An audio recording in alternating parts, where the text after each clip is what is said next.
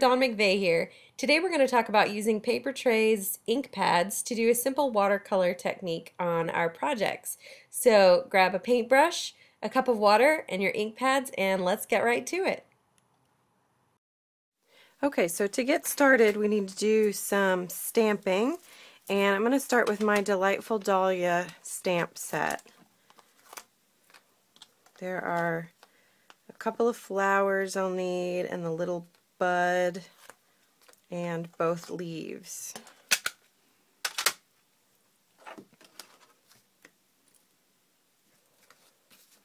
Obviously these stamps, as stained as they are very well loved. Oftentimes they get stamped with this Palette Noir black ink pad so that I can watercolor or color with Copic markers and this black won't bleed. So that is why they are as black as they are. This Palette Noir stains the stamp pretty quickly.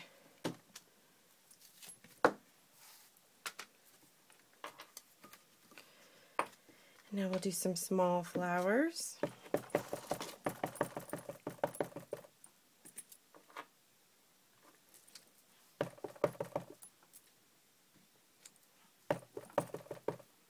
Let's put one up here.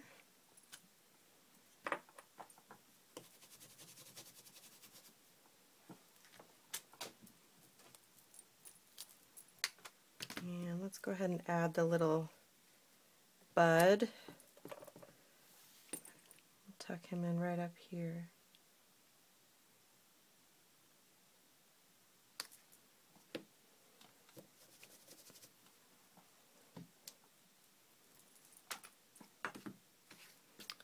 And now some leaves.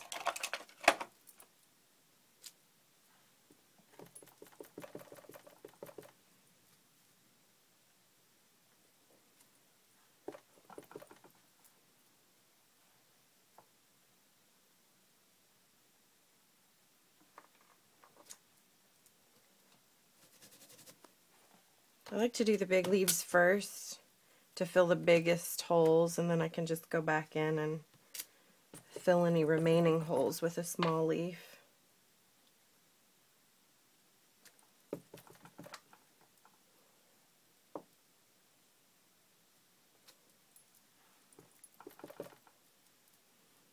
I'm stamping these right close together without overlapping them too much. You don't want the images, sometimes it's okay for the images to really overlap, but in this case, because I'm going to be watercoloring everything, I kind of want to keep a little bit of definition by stamping everything completely separate. So now we are done with the palette ink, and we can move on to our watercoloring. I am just going to use a plain old empty CD case, and I've got 5 inks here. I've got a couple of greens and then some pinks and reds.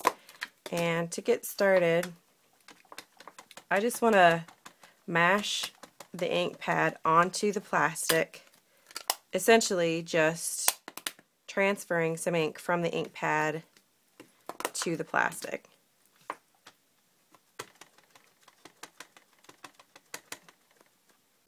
This ink on the plastic, because it's plastic, it will stay nice and wet and allow us to easily use it to watercolor with.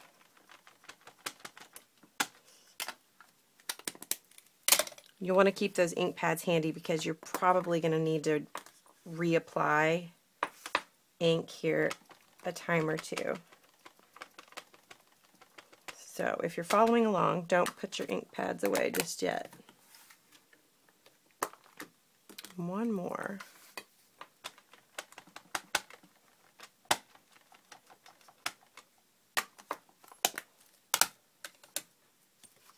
Gosh, that looks pretty already, doesn't it? There's inspiration to be had everywhere. So I've just got a little cup of water and a simple little paintbrush. That's the beauty of this technique. Probably most of you already have these supplies in your stash. You know, you may need to buy a paintbrush, but these are super inexpensive at craft stores, probably $1 or $2. So you just need a cup of water, your ink pads, and a paintbrush, and you're good to go. So you're going to want to get your brush wet, and then I'm going to start with the lightest color, the lightest pink. That's Hibiscus Burst. And you just want to pick up some ink and essentially slather it on the paper. This is a very free form type of technique. This may be really hard for those of us that like things nice and precise, but that also means it's a really good exercise for us to try something a little bit more free form, something that we don't have complete control over. It's kind of nice to just let your hair down and have fun with it. The other thing I neglected to tell you is I'm using a piece of Guidelines grid cardstock to stamp on.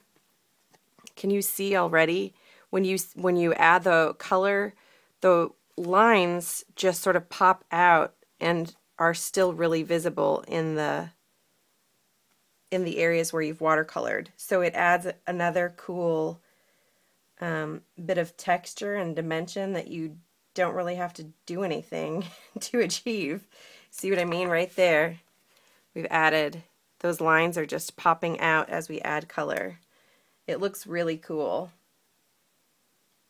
Guidelines grid cardstock I think is a really good basic white to have on hand because it adds just some fun texture to your project, like I said, without you having to really do anything to achieve that.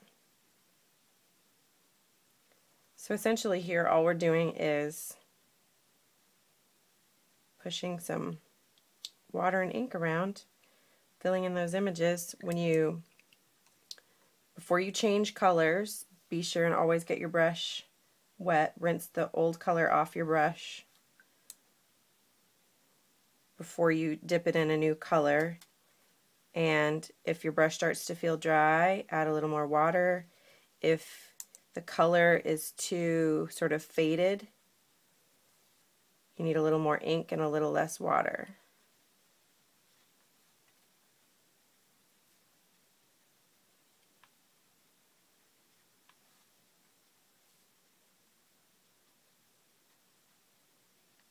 So now that I've got that pink filled in, I'm going to add some pure poppy right to the center. And then I'm going to go back in with a little raspberry fizz around that pure poppy ring to just sort of soften that color and help the colors to blend together better.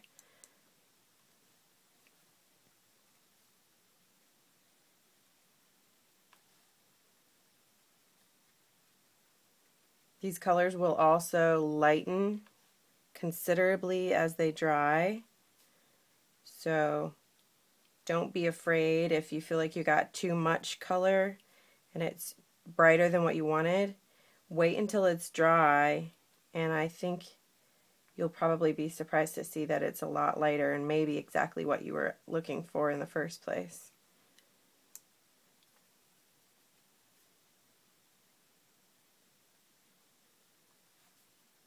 This is actually a very sort of therapeutic thing to do, this watercolor technique. And certainly if there are moments when you just don't feel like you have any inspiration in you whatsoever, you can pull out your stamps and stamp a little scene and then just watercolor. And then set them aside to let them dry, and you can always come back to them and use them on a project once you're feeling a little bit more inspired. But this way you're still doing something crafty, something creative. It's a good exercise for you. The other nice thing about watercolor is it is totally okay if you go outside the lines. It almost looks a little more authentically watercolor if you do. If you're too precise, you can kind of lose that watercolor effect you're going for.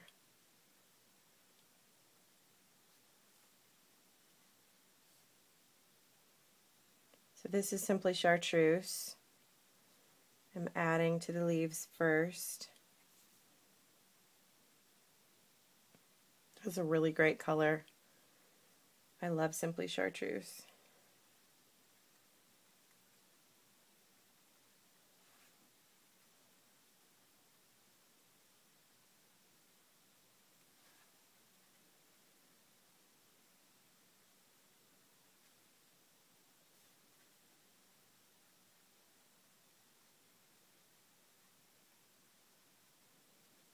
See how quick and easy this is too? You don't really need to overthink it too much.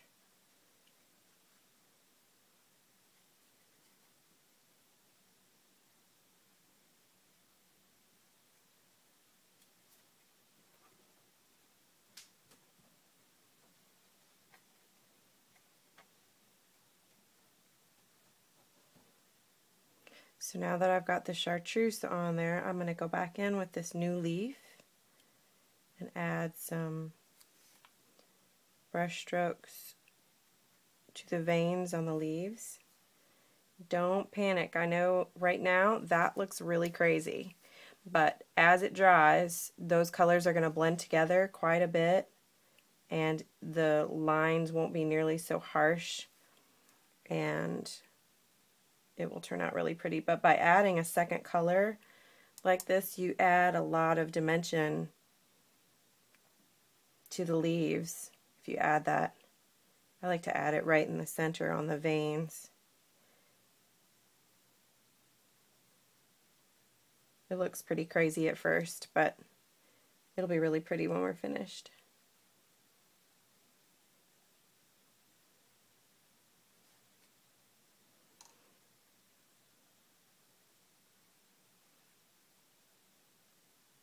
And see, you can always go back in and add more color to intensify any parts that you feel like need just a little bit more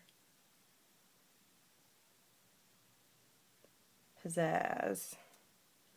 So I definitely want to go back in and add some more Raspberry Fizz and Pure Poppy to sort of bring up the intensity on the flowers. So I'm going to need to re-ink this CD case. So I'm going to wipe it off with a wet wipe and start all over. And since you've already seen me do that once, I will spare you from having to watch me do that again. So I'll be right back with you in just a minute. Okay, so I'm back with my re-inked CD case, and I'm going to add some more Raspberry Fizz and some Pure Poppy to these flowers.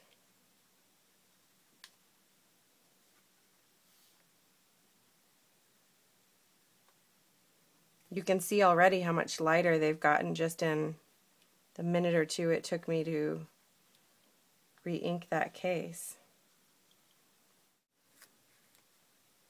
And now I'm going to add some more green. This is New Leaf to the leaves. They're getting a really cool look to them with that chartreuse on the outer edges. I really like that.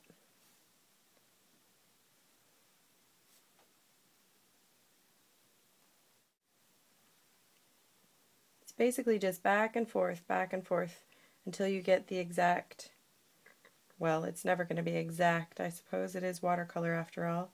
But until you get the look that you're going for, you just want to keep adding color here and there. I want that bit to be a little bit more green. And one last touch, I want this part to be way more red than the center. And there we have it.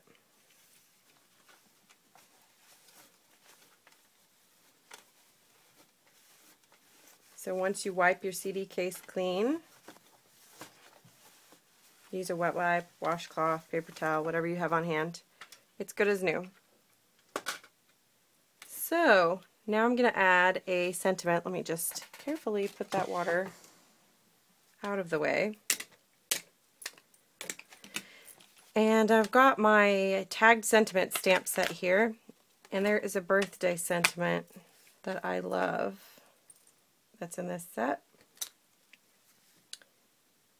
So I'm going to stamp it up in that upper right corner with Pure Poppy ink.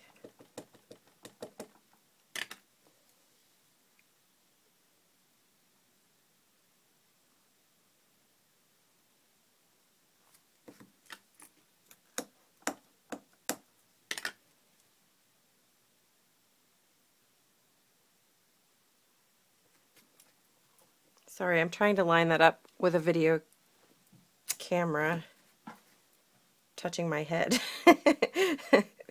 Trying not to bounce the camera and stamp the sentiment straight all at the same time. So now I've got just a piece of Raspberry Fizz cardstock that I've already cut and scored to be a standard A2 size card. And you can, if I were you, I would wait. For the purposes of the video, I am going to go ahead and put the card together right now, but I would wait and let that dry. Obviously, right now, I don't know if you can see, it's very damp and saturated. So I just let it dry a little bit, and then you could adhere it completely flat to the card. Or in this case, I want to use foam adhesive, but just because it's so kind of bumpy at the moment, I'm going to use quite a bit of foam adhesive so that I make sure it stays relatively flat on the card as it's drying.